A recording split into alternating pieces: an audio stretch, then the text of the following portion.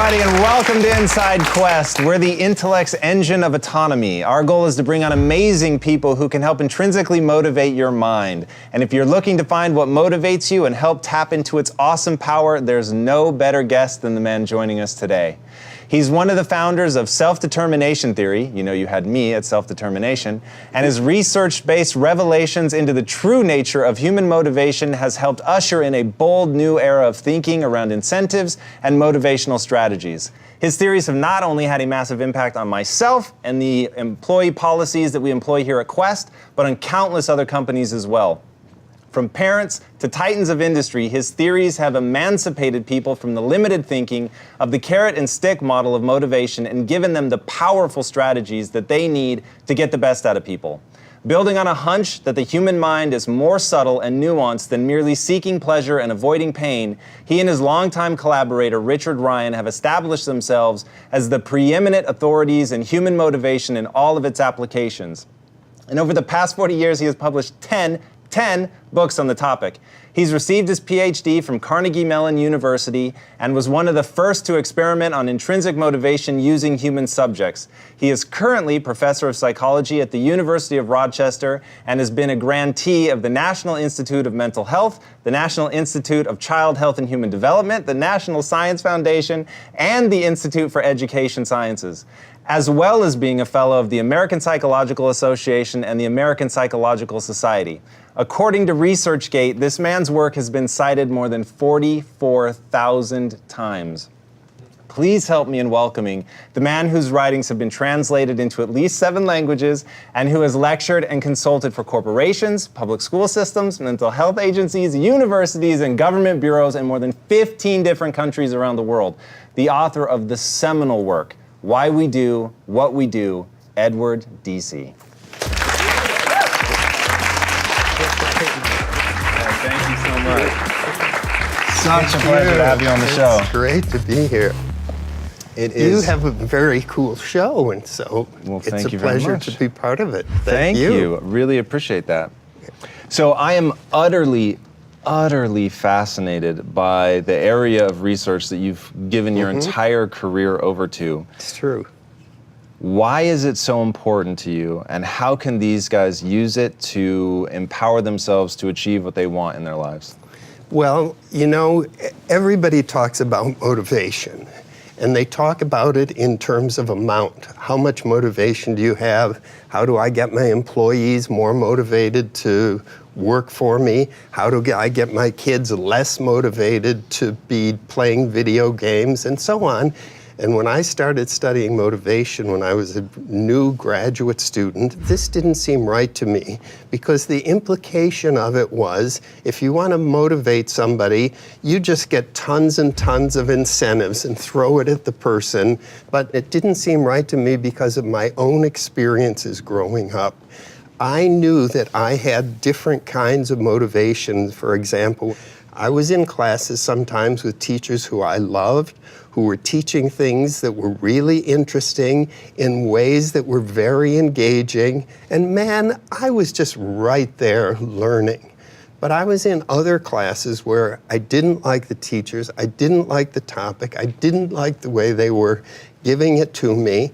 I was still motivated, but I was motivated really to please my parents, not because there was anything about that classroom or that topic that turned me on. And so that really led me to believe that there are different kinds of motivation, and if we really want to understand how to facilitate high-quality behavior, we've got to think about kinds of motivation instead of just the amount of motivation. So, okay, making it specific to the people that watch the show, basically the whole paradigm of the show is we're going to bring you the people and things that can help you improve your life, as you see fit, right? And you talk a lot about how individualized all of this is.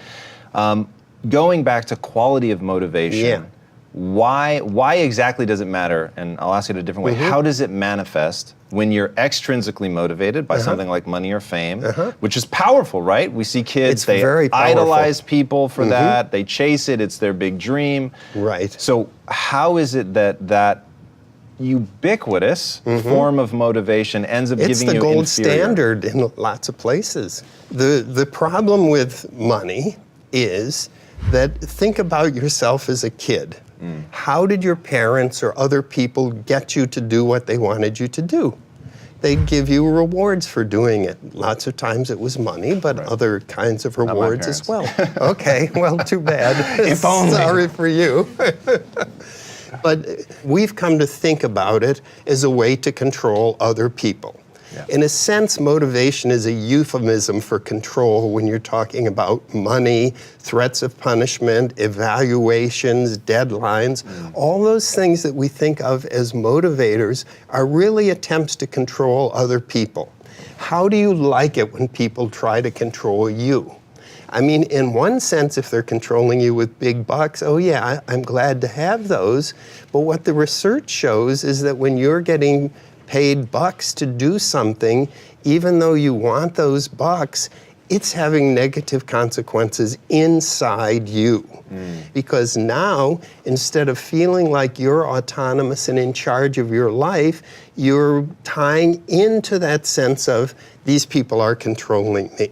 Right. But it turns out from hundreds and hundreds of studies done in countries all around the world that when you do that, when you're really using these money, carrots and sticks and so on as a way of motivating, there are all of these negative consequences. People get more anxious, they get less intrinsically motivated. Intrinsic motivation is a motivation that we all have from the time that we're born. We are, as human beings, we're active. We're engaging from the very youngest. I mean, at the time we're born and on through childhood, we're busy trying to understand the world. Can I jump in with a quote of Sure. yours there to Okay. push that? Because this was one of those things Elon Musk talks about, get to the physics of things, and then you can do things that other people have deemed impossible simply because they haven't asked, is it physically possible?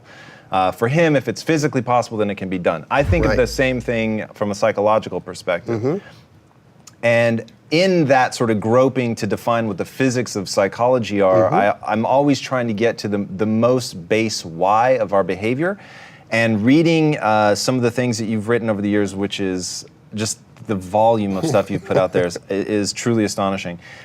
This is going to be, I'm going to memorize this for my own personal reasons. This now is my definition of what it means to be a human being.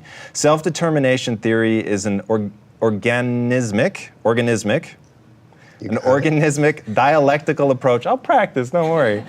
Dialectical approach. It begins with the assumption that people are active organisms with evolved tendencies towards growing, mastering ambient challenges, and integrating new experiences into a coherent sense of self.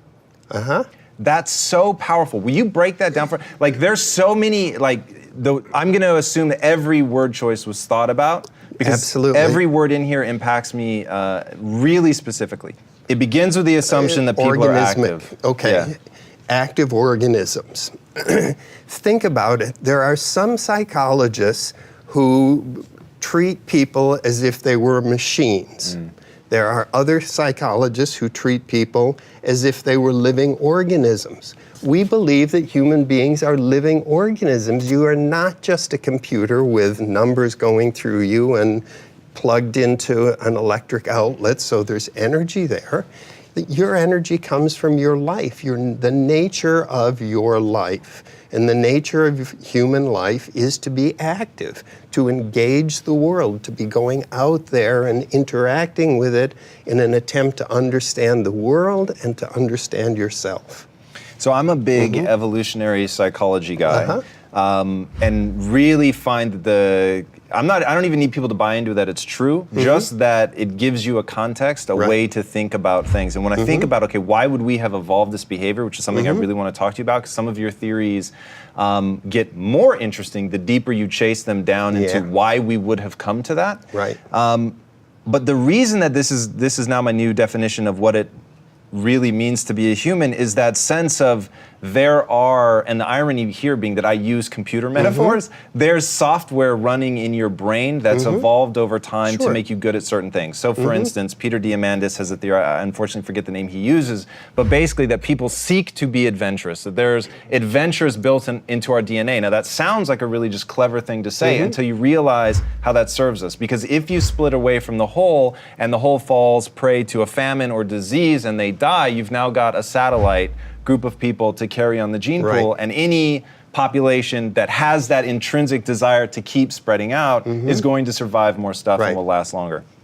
So that's super powerful, that the evolved tendencies towards growing. Mastering ambient challenges, I love that.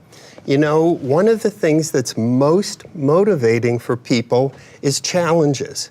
They have to be optimal, so you don't like to be doing tasks that you know it so well that it's just boring. That's not interesting.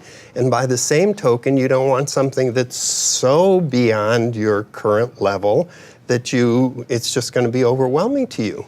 But if you can get right in there to a challenge that's optimal, it's amazingly motivating for people. Who do you want to play tennis against? You want to play against somebody who's a little bit better than you are. Not too much better, but enough better that it really stretches you. And part of intrinsic motivation, this natural inherent activity within us, is that we go toward these optimally challenging activities. Yeah, that one's really interesting, and please make sure when we finish going bit by bit that we get back to the 3 psychological needs that people have, because I think getting into the mastering ambient challenges, what you're saying about tennis is really going to play into that. And integrating new experiences, and this part really brought it together for me, into a coherent sense of self. Right. So I'm assuming you're talking about, so we're taking all this input, our desire to grow and all of that, and to be challenged into. And we've also got a world out there, and the world out there wants to socialize us, and appropriately so. There are things that, as we're growing up, we need to learn to be able to do, but we don't want to just be doing it because somebody else is there making us do it. If they're meaningful and appropriate kinds of behaviors and values and so on, we want to be able to take them in and make them part of who we are. You know, we have an identity, we have a self that's our understanding of ourselves, and over time that expands, it gets elaborated, but all the time we're also trying to make it harmonious and unified and integrated. One set of questions that I have for you is going to revolve around how that identity can get out of control and how people, namely the people watching this show, can break themselves out of that using some of the things I know that you teach. Cool. So first, walk us through the 3 psychological needs. So it's really quite simple.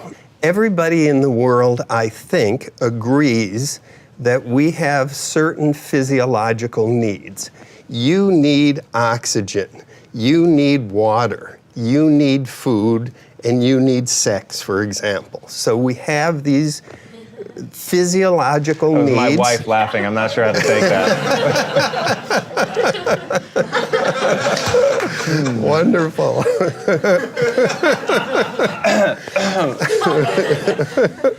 So to be healthy and to be effective in the world, you've got to have those satisfied. Right. Everybody agrees with that.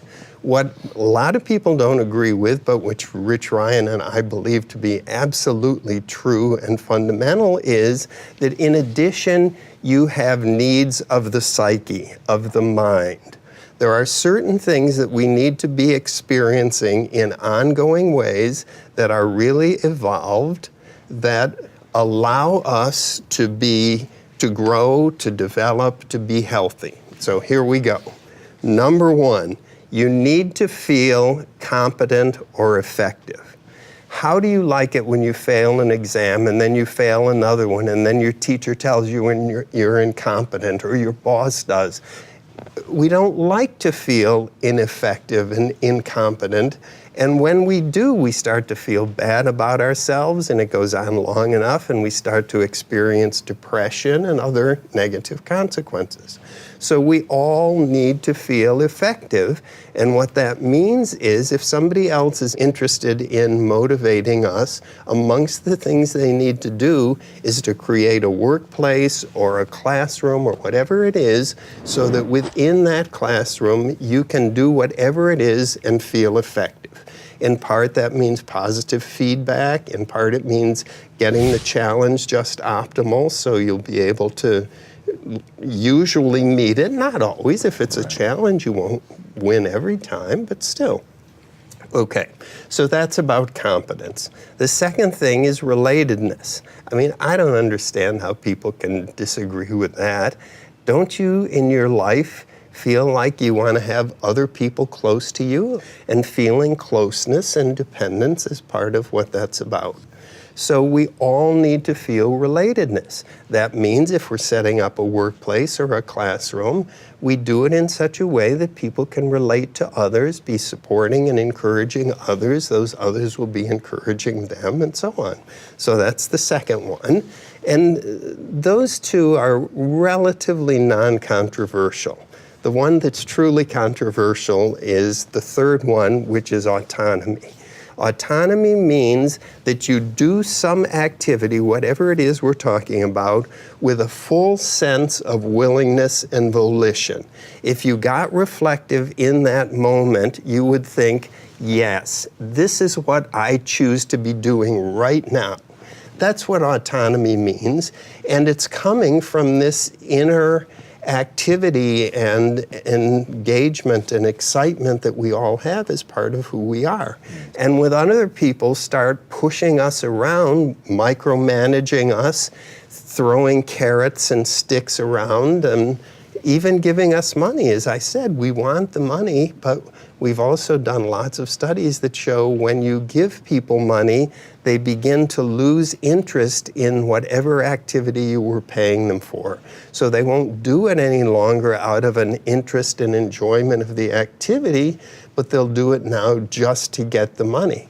Once you turn your attention to the money and away from the activity, you're in a whole different ballpark. So why do we, if intrinsic motivation is the most powerful motivation, why do we so universally default to the carrot and stick if it's not as powerful? Because we all have basic psychological needs: competence, autonomy, and relatedness. And if we don't get those needs satisfied in an ongoing way, then we begin to show the negative consequences, the extreme versions of which are psychopathology. And we live in a world where everybody can't be getting their needs met all of the time. Managers who are the best managers are the ones who can create circumstances where people's needs will be satisfied. So when people say to me things like, how do I motivate my employees? I say, you're asking the wrong question. It's not a matter of motivating your employees. It's a matter of creating the environment within which they will motivate themselves. Your job is to create that environment, and you do it in such a way as it's an environment that will allow them to be satisfying their basic needs. And if you're not a guy like you who's interested in those sorts of things, but you just want to micromanage and push things around, all we have to do is go back a little into your developmental history and find all of those kinds of situations where you were either being rejected or you were being demeaned because somebody thought you were incompetent, or people were controlling you and pushing you around, thinking that... And so you're saying I learned that method of then controlling other people? Yeah. Okay, so now I'm going to ask the question that I really want to ask. Okay, cool.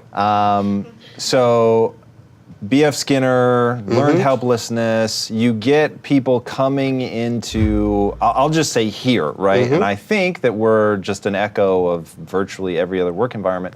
So many people come in what I call institutionalized. So it takes them so long to realize that we're not like other companies. So they come in institutionalized, they keep their head down, they do as little work as possible and avoid punishment at all costs, right? That's the mentality that they've been trained to have. Right. My question is, how do you create a situation where they will go from being historically in a pattern of behavior that almost systematically rejects intrinsic motivation, Okay. and get them to be self-motivated without a swift kick in the ass?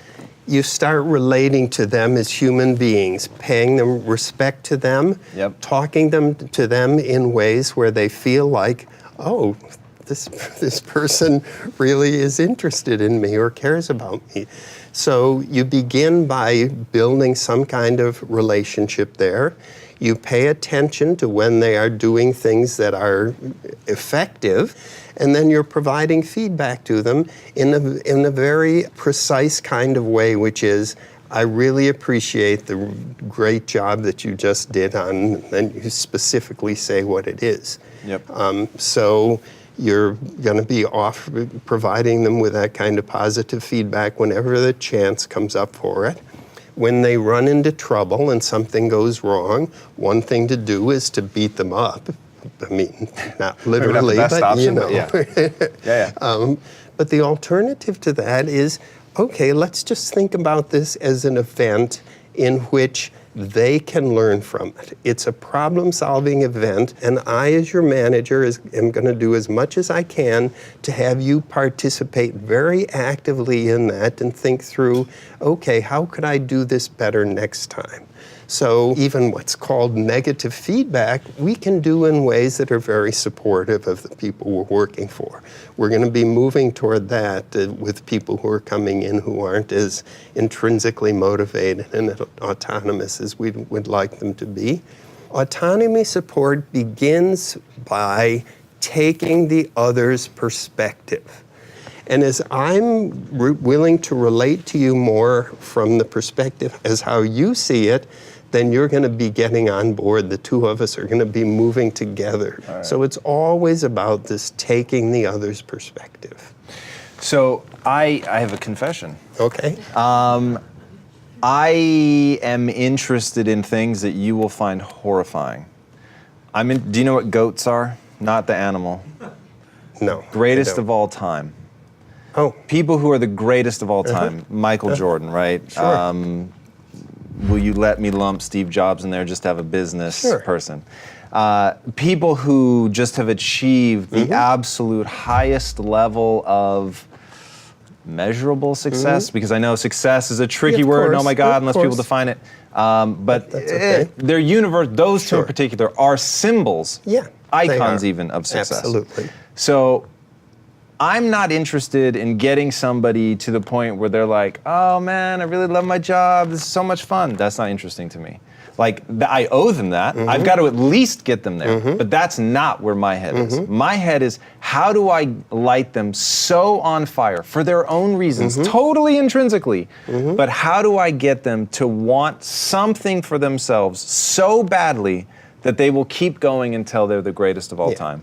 Well, first off, let's realize that the greatest of all time can only be the greatest of all time if they've got unbelievable talent for whatever it is we're talking about. That's where you and I disagree, but okay. Well, we can all do much better than we're doing. I'm not disagreeing with that, so I'm just talking about that you want them to become Michael Jordan. Sure.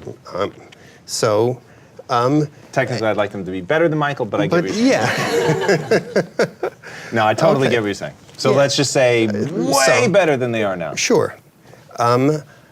You've got to believe in them, and they understand that, and you've got to model that process for them.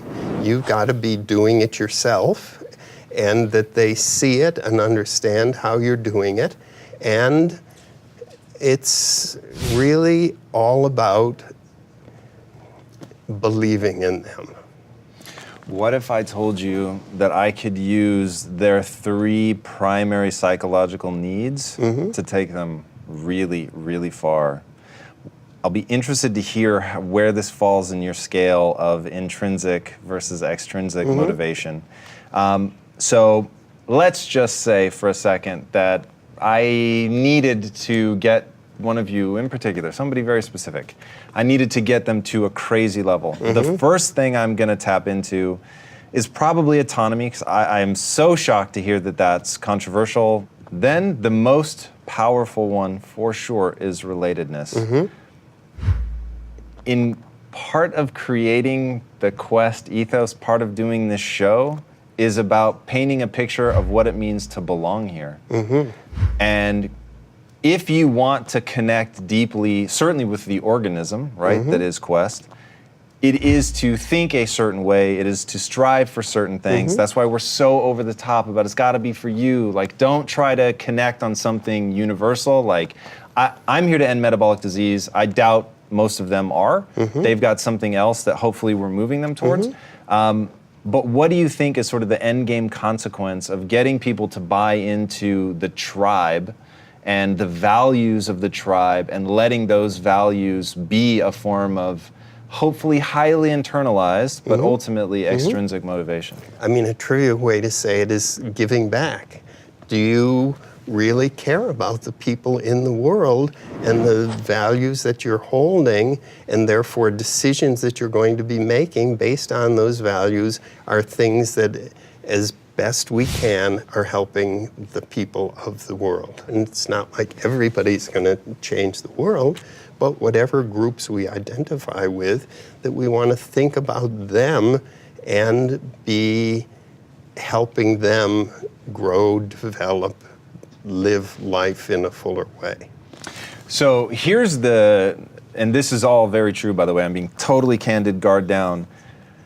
My objective is, I was given a gift that completely changed my life. It was the gift of mindset. It was going from having the institutionalized mentality of keeping my head down, doing as little work as possible and avoiding punishment at all costs, and being taught the entrepreneurial mindset and becoming part of a group where the cultural value was the entrepreneurial mindset. From there, everything was my desire to fit in, but every step of the way, as I went deeper into just my desire to become part of this group, I was learning and gaining things that were intrinsically valuable in like a flow state, intrinsically valuable, where just like researching you for me was truly a joy. Really enjoyed that because you were making me more powerful. But that notion of being more powerful was originally something that I adopted to be, one, to chase extrinsic goals, right? I've always been a very goal-oriented person. And then two, to fit into the value structure of that group. So because that then has so impacted my life in terms of my own well-being, truly, and I'm using the metric of emotional well-being. I used to be in a really dark place. My wife will be the first to attest. In a very dark place emotionally because I didn't know how to control my life. And then finding myself now where I obviously am a long way from the person that I want to become, but I know the path to walk in order to get there. So I feel this massive compulsion to give that to other people because I know it was but a stroke of luck to have encountered ideas like yours in your book. And my life, if I had not encountered those ideas, I could have gone this way and I could still be working selling video games, which is really a job that I had. Or I could be, where I am today. So I'm totally driven by them having the greatest sense of well-being. So knowing that that's really my aim and the path is but a guess at how to get them there, do you think the drawing them into the value of the tribe is... Yeah, sure. Obviously, you're going to have to do things like pay people enough. But then beyond that, it's really the three basic psychological needs. Let's talk about money for a second. Money is a really, really powerful motivator. Yeah, it is. You've talked a lot about that. But money's also real. And it does things. It facilitates. I can acquire physical, tangible goods. I can acquire the oxygen, the food, the whatever I need to literally survive. How is that an escapable motive? Well, you don't want to escape it. It's the truth. It's the truth of life. So that has to But you talk very powerfully about how if people are, and I will grant you overly, you say overly focused on fame, money, whatever, that it leads to poor well-being. Right. How do we help people either find the balance between the two? Well, that's it. It's really becoming more aware. So much is about awareness. Am I interested in my own inner self and understanding all of these processes within me? And part of what I love about doing this psychology is that it ties into who I am as a person. And if you're working with somebody, I mean, it depends, like as a therapist or as a counselor or as a friend, just facilitating that process of awareness and always taking it from that person's perspective. We're back to that, as we're always back to that. You said that you have become more self-aware through your studies, which is amazing. I try to be.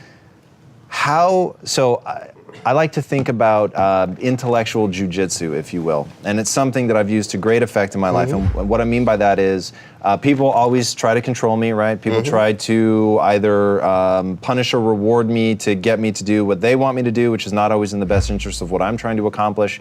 But because I'm aware that they are techniques, whether the person's aware that they're using a technique or not doesn't matter. I'm aware of it, and I've used certain internal emotional cues to trigger a totally different behavior, right? So I'll give you a weird one just because it's simple. If my impulse is to criticize, I force myself to compliment, right? Just because I know I use that impulse as a trigger to remember a much more positive habit, if you will.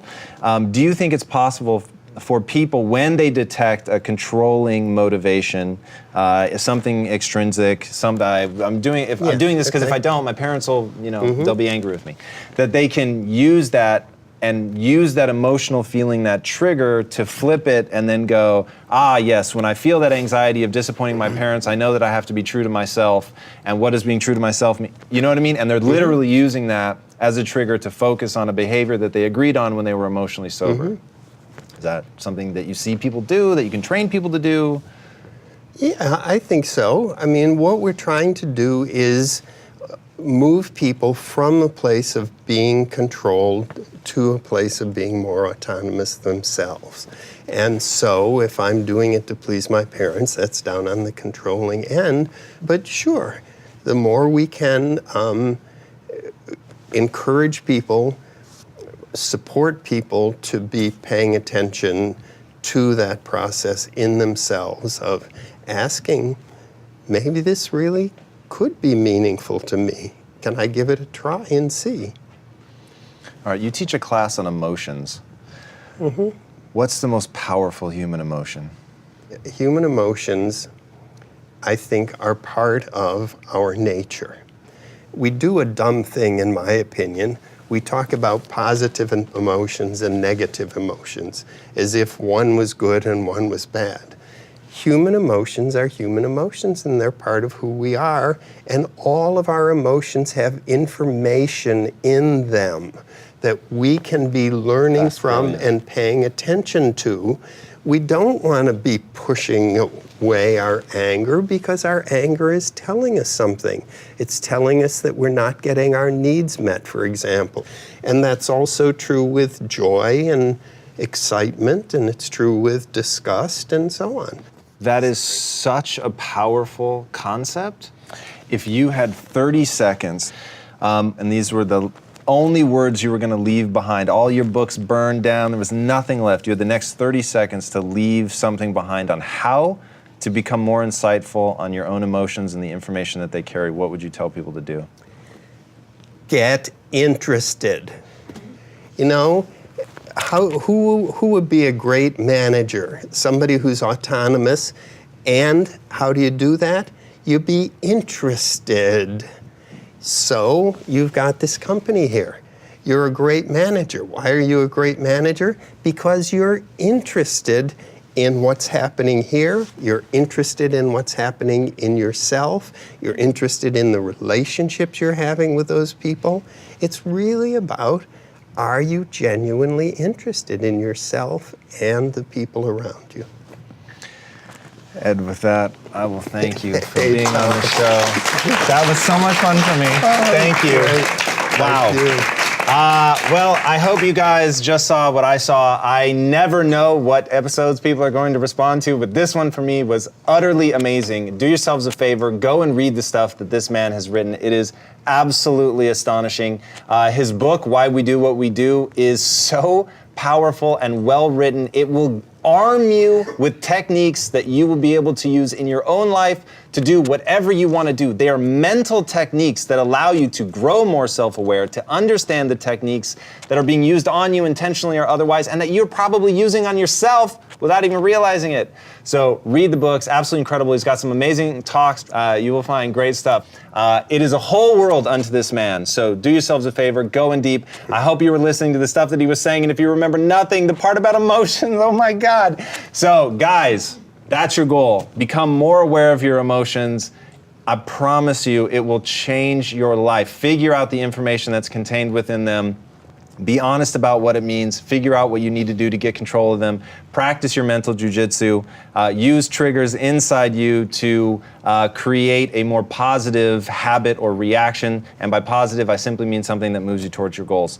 Guys, if you're not already checking this out as a podcast, go to iTunes and you can see the podcast. You can listen to it at 2x. You know, my absolute obsession with listening to things sped up. Hopefully you're listening to us right now at 2 or 3x. And if you'd like to be a part of our audience, we'd love to have you.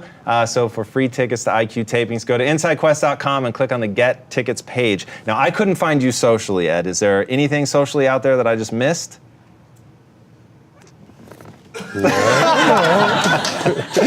I'll take that as a no. Okay, well, yep, go to YouTube, my friends. Go to the bookstore, Amazon. Why We Do What We Do, Ed Deci, the man, the myth, the legend. Guys, thank you so much for joining us. If you haven't already, be sure to subscribe. Until next week, be legendary, my friends. Take care. Thank you again. What a pleasure. It's great. It's fun.